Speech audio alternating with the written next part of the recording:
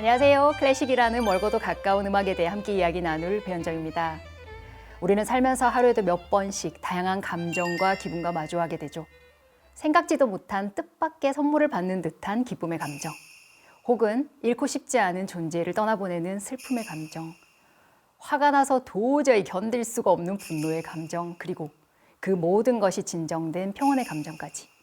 산다는 것은 감정의 길을 함께 거니는 것 같은 그런 생각이 들어요. 그럴 때마다 여러분은 그 감정을 어떻게 다스리시나요? 다른 사람들과 대화를 통해서 공감과 위로를 받으시나요? 아니면 혼자 일기를 쓰거나 술 한 잔 기울이면서 그 감정을 해소하시기도 하나요? 오래전부터 음악을 통해 감정을 어루만지고 또 나아가 메시지를 전달한 다양한 고전음악 작곡가들이 있어요. 삶의 희로애락을 음악에 담아 표현했기 때문에 우리는 그들의 음악을 들으면서 위로를 받죠. 음악을 듣는 것만으로도 위안이 되지만 이 작곡가가 어떤 상황에서 이 곡을 작곡했는지를 여러분이 알게 되시면 그 음악을 감상하실 때 그 감정을 훨씬 더 많이 느끼시게 될 거예요.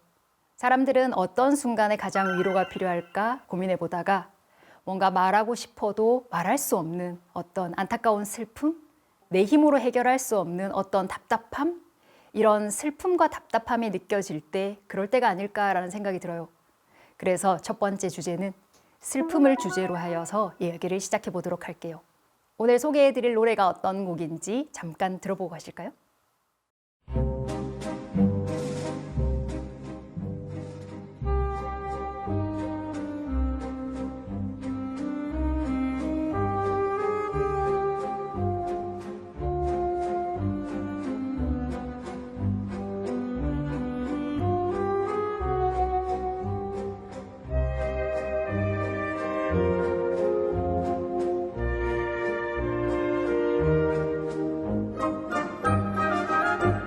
굉장히 익숙한 곡이라는 생각이 드시지 않나요?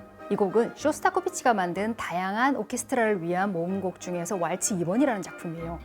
그런데 여러분이 이 곡을 들으실 때 왈츠? 그런데 내가 알고 있는 왈츠는 굉장히 밝고 경쾌한 느낌? 쿵짝짝 쿵짝짝 이런 느낌이라고 알고 있었는데 이 곡의 리듬은 분명히 왈츠 리듬인데 나는 왜 이렇게 슬플까? 이런 생각 드시지 않으세요? 그럼 이 곡이 도대체 어떤 상황에서 작곡하게 되었는지 오늘 이 곡의 작곡 스토리를 들려드릴게요. 쇼스타코비치라는 사람은 러시아 작곡가예요. 그는 그 당시에 러시아가 아닌 소련, 알고 계시죠? 1930년대는 미소 냉전 체제였잖아요. 특히 그가 살고 있었던 시간은 소련이라는 그런 시대였고, 그리고 거기는 스탈린이라는 무시무시한 정치가가 공포 독재 정치를 하고 있던 시절이었어요. 그래서 그는 뭔가 공산당에 맞는 음악을 해야 됐고 인민에 맞는 음악, 그리고 우리에게 아주 혁명적인 음악, 그런 것들을 해야 된다라고 생각하고 있었죠.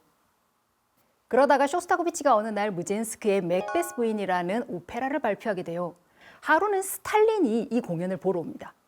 그런데 스탈린이 이 공연을 보러 와서 아니 뭐가 이렇게 혼란스럽고 복잡하고 정말 이건 나쁜 오페라야 라고 얘기를 하게 돼요. 그 당시에는 공산당의 정권에 조금이라도 뭔가 반항하는 느낌이 들면 그것을 공연할 수 없었죠. 그래서 스탈린은 야, 저 쇼스타코비치라는 사람 조사 들어가라. 아무래도 우리 당의 체제와 맞지 않는 것 같아 라고 얘기하게 돼요. 그리고 쇼스타코비치 주위에 있던 사람들이 하나 둘씩 사라지기 시작합니다.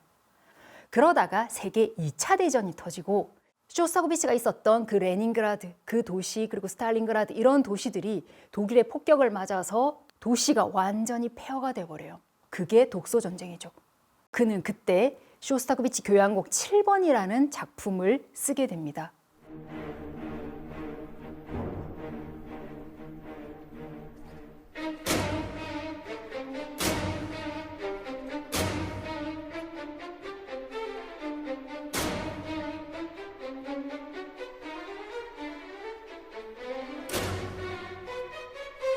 정말 많은 사람들이 죽어가는 그 전쟁의 참혹성을 알리기 위해서 이 곡을 작곡하게 되는데요. 이 곡을 들은 스탈린이 역시 이런 곡을 작곡해야지 라고 마치 자신을 위해 작곡한 것처럼 아주 기뻐하죠. 사실 이렇게 말하는 스탈린 앞에서는 말하지 못했지만 쇼스타코비치는 이렇게 생각하고 있었죠. 이 곡은 당신과 독일에 의해서 무참하게 밟힌 나의 조국, 나의 사람들을 위한, 그들을 애도하기 위한 작품이야 라고 이야기를 합니다. 전쟁 중에 소방수로도 활동했을 만큼 민중 속으로 다가가서 그 속에서 그들과 함께 하면서 그들을 위로하기 위한 음악을 작곡했던 사람, 그가 바로 쇼스타코비치였어요. 그리고 드디어 2차 세계대전이 끝납니다. 쇼스타코비치는 이때 교향곡 9번이라는 작품을 발표하게 돼요. 9번 교향곡이 발표됐을 때 굉장히 가볍고 마치 조롱하는 듯한 그런 곡을 발표합니다. 그걸 듣고 있던 스탈린은 완전히 화가 나죠. 다행히 스탈린이 사망하면서 그는 그의 그늘에서 조금 벗어나게 됩니다.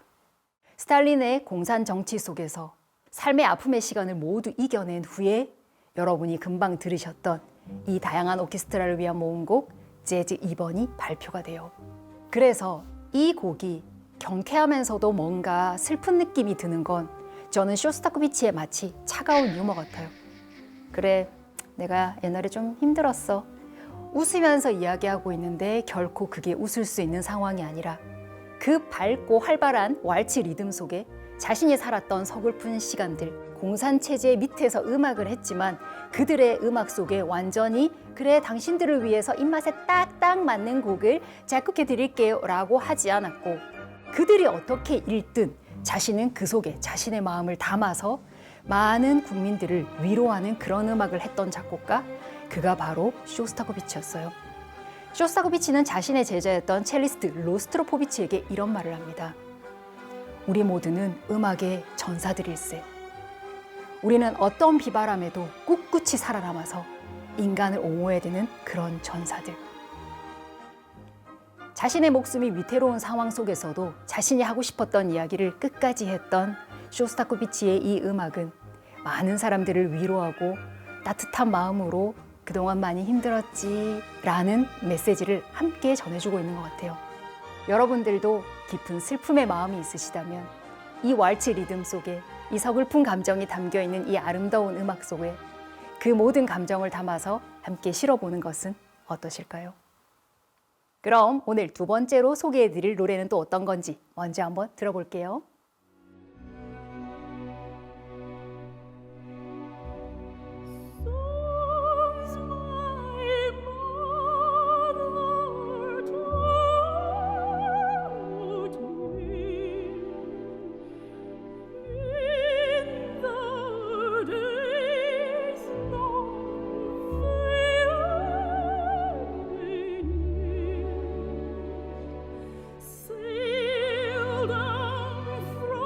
노래를 들어보셨는데 느낌이 어떠신가요? 이 곡은 드보르자크의 가곡집 집시의 노래 중에 네 번째 곡, 어머니께서 가르쳐 주신 노래라는 작품이에요. 드보르자크는 체코 작곡가예요. 그런데 그는 대대로 정육점을 해오던 그런 집안이었기 때문에 음악가 중에 유일하게 도축업 자격증을 가지고 있는 작곡가랍니다. 하지만 그는 도축업을 하는 집안의 가업을 잇기를 원하지 않았고요. 작곡가가 되기를 원했어요. 그러던 어느 날 그가 34살 될 때 오스트리아 정부에서 젊고 재능 있고 그리고 가난한 예술가들을 위한 그런 공모전이 열리게 돼요. 그가 수상을 하게 되죠. 그런데 여기 심사위원으로 브람스가 있었어요. 브람스는 드보르자크가 작곡을 마음껏 할 수 있도록 이렇게 능력 있는 작곡가들은 나라가 키워줘야지 라고 생각하고 브람스 자신도 드보르자크를 굉장히 많이 도와줘요. 그의 생활은 한결 나아지고 작곡에 몰두할 수 있게 돼요. 이제 내 자녀들에게도 좋은 환경 속에서 이렇게 살 수 있게 해주겠구나 라고 생각하고 있었죠. 하지만 그때 드보르자크의 아이들이 하나씩 세상을 떠나기 시작해요. 이제 아빠가 정말 맛있는 거 많이 사줄 수 있고 너희들 그동안 힘들었지? 아빠가 이제 조금 더 좋은 집에서 편하게 잘 살 수 있게 해줄게 라고 하는 그 순간 그 아이들이 모두 세상을 떠난 그 아이들을 떠나보낸 마음이 어떠했을지는 미루어 짐작해봐도 느껴지지 않으세요? 그러다가 드보르자크는 우연히 하나의 시를 발견하게 됩니다. 그 시의 내용은 늙으신 어머니가 예전에 나에게 음악을 들려주었는데 지금은 내가 내 자녀들에게 이 음악을 들려주고 있네 라는 내용이 담겨 있어요. 가사에서는 어머니께서 불러주신 노래를 내가 내 자녀들에게 불러주네라고 하지만 드보르작은 불러줄 자녀가 한 명도 없는 상태였던 거죠. 음악은 언어가 달라도 그 음표 속에 그 작곡가가 마음을 담아서 이야기를 전하기 때문에 언어와 상관없이 모든 사람들에게 그 마음이 전해진다는 생각이 들어요. 오늘은 말할 수 없는 아픔을 간직했던 이들이 그들의 슬픔을 어떻게 이겨내왔고 그리고 그것을 그 깊은 슬픔을 어떻게 음악에 담았는지 그 이야기들을 들려드렸는데요. 이 음악을 들으시면서 여러분들도 함께 힐링을 하시는 시간이 되셨으면 좋겠고 혹시 주위에 슬픔에 빠져 계신 분이 계시다면 이 음악의 스토리를 들려드리면서 그 슬픔을 함께 위로하고 공감해보는 시간을 가져보는 건 어떨까요?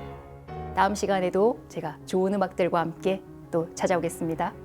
감사합니다.